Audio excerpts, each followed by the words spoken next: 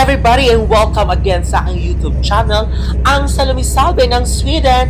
At ang inyong salumi nga ay pupunta of course, isa sa naman sa mga bansa sa Balkans, ang tinatawag nilang Kosovo. At ang mga taong nakatira sa bansang ito ay tinatawag nilang Kosovar. Yes guys, napakaganda ng Kosovo guys, as in ito ay napapaligiran ng mga bundok na kung saan sobrang ganda. Napakaganda siguro nito kung ito ay spring because all the leaves and grass sa mountains ay mga lalago siya at kulay green. Sobrang ganda. Tingnan niyo yung mga bahay na kung saan nasa tuktok siya ng bundok. At saka guys, ito ay ang border. Ito ay pagkatapos ng border ng North Macedonia at ng Kosovo. At dito nga ang Salumi-Salve ng Sweden ay mapuputukan sa Kosovo. Yes. Ako guys ay papunta sa Podgorica, Kosovo. Is it Pristina? I'm sorry. That is Pristina, Kosovo. Okay? So don't forget na ang Kosovo, ang mga taong nakatira sa Kosovo ay tinatawag nilang Kosovar. So sabi nung isang lalaki na kilala ko dito sa Kosovo ay nag-snow down noong nakaraang araw. At makikita nyo guys, napakaliit at kipot ng mga daanan sa Kosovo. At ito na ang kanila guys, maliit lang ang kanilang city center na kung saan naman makikita nyo guys na lahat dito ay tahimik. They are going to celebrate. This is December 31st. So, tahimik ang mga tao pagdating ko sa city center. Kung saan ito ang sikat nilang library. Ito ang building ng kanilang sikat na library at isa sa mga tourist spot sa Pristina, Kosovo. Okay? So, ito ay isang library na kung saan napaka-intricate ng pagkagagawa ng building. Alam niyo naman, ang Salumi-Salve ng Sweden ay mahilig sa buildings. Yes, okay? So, yan ang mga panahon na yan ay wala pang tao, medyo maaga. Pero, ang sabi sa akin ng lalaking namit ko dito sa Kosovo ay meron daw Christmas market at ito ang nasa loob, guys, ng simbahan also.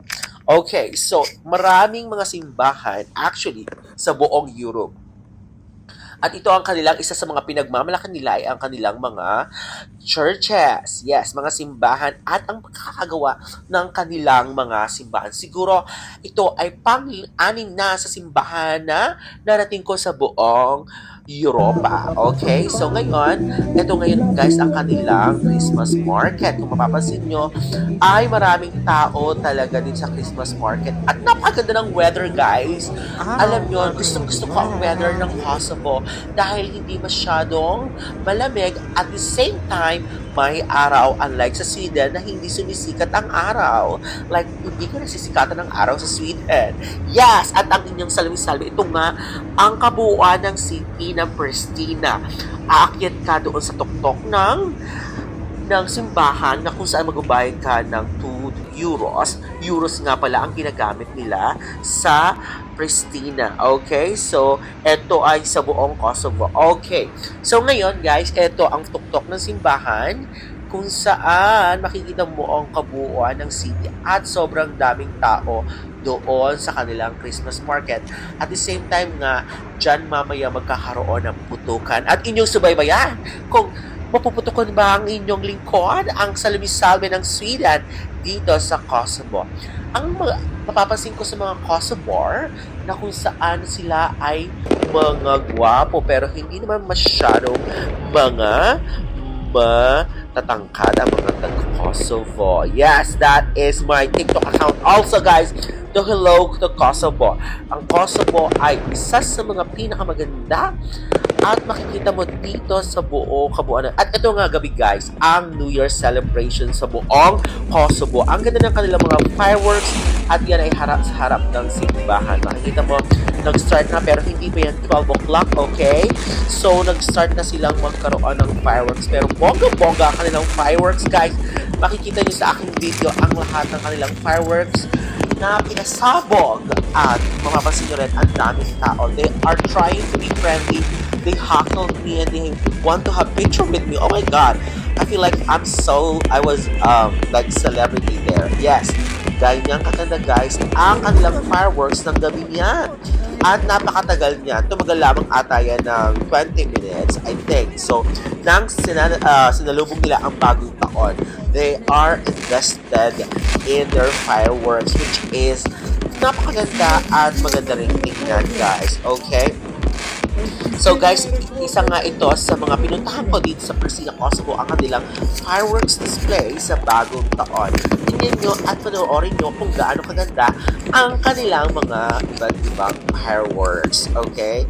At mamaya meron din ako ikukwento sa inyo kung ano nga ba at sino ang nakilala ko dito sa Kosovo na kung saan they are very polite and respected, and they are always asking you, how are you? Where are you from? What are you doing here in Kosovo? Welcome to Kosovo.